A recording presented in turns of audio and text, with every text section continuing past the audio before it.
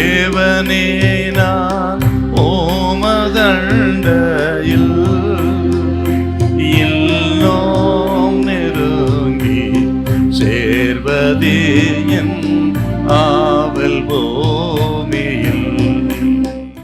Mark சுவிசேஷம் 3ஆம் அதிகாரம் 14வது வசனம். அப்பொழுது அவர்கள் 12 பேரை தெரிந்து கொண்டு அவர்கள் தம்மோடு கூட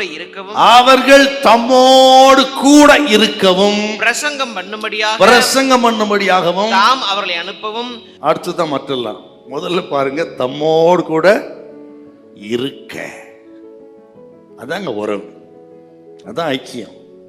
அப்போ முதல் ஆண்டவர் ஏற்படுத்தினது எதுக்குன்னா அவரோடு கூட இருக்க. மார்த்தாள் மரியாள் வீட்டுக்கு வர்றார்.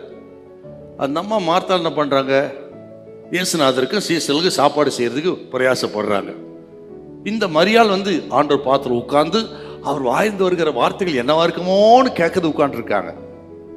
அந்த அம்மா வருது, இப்போ மார்த்தாள், ஆண்டவரே நான் அநேக காரியங்கள் வேலை செஞ்சுட்டு இருக்கிறேன், என் தங்கச்சி பாருங்க உட்காந்துருக்கா, எனக்கு கூட ஹெல்ப் பண்ண சொல்லுங்க, அனுப்புங்க அப்படின்னு அந்த அம்மா. அப்பா சொல்றாரு, மார்த்தாளே மார்த்தாளே, அநேக காரியங்களை குறித்து கவலைப்பட்டு கலங்குறா, தேவையானது ஒன்று, இவ்வளோ நல்ல பங்கை தெரிந்து கொண்டா. சார் நாம என்ன பண்ண இருப்போம், களைப்போடு இயேசுநாதர் வந்திருக்கிறார், சீசல் வந்திருக்கிறாங்க. முதல்ல அவங்களுக்கு தேவை ஆகாரம். அந்த ஆகாரத்தை ஆயத்தப்படுறது பெரிய வேலையில மார்த்தாள் இருக்கிறா. இந்த அம்மா உட்காந்து இருக்குது மரியா. நாம என்ன பண்ணிருப்போம், இந்த மார்த்தாளுக்கு என் மேல என்ன ஒரு பெரிய பாசம், எங்களுடைய தாகம் எங்களுடைய பசியெல்லாம் அறிந்து அதை ஆற்றுவதில் என்ன கண்ணுங்கிறத மகளே நீ வாழ்க அப்படின்னு மார்த்தால தான் வாழ்த்திருப்போம். மரியாள் இது பாரு சும்மா உட்காந்துருப்பார் சொல்லிப்போமா. ஆனா இங்க ரிவர்ஸா நடக்குது. கர்த்தர் சொல்றாரு, இவளே நல்ல பங்கை தெரிந்து கொண்டா, வேலை செய்யாம உட்காந்துருக்கால, இவதான் நல்ல பங்கை தெரிந்து கொண்டா, அவளை கண்டனம் பண்றார், நீ ரொம்ப தான் பண்ணிக்கிற நீ அப்படின்னு.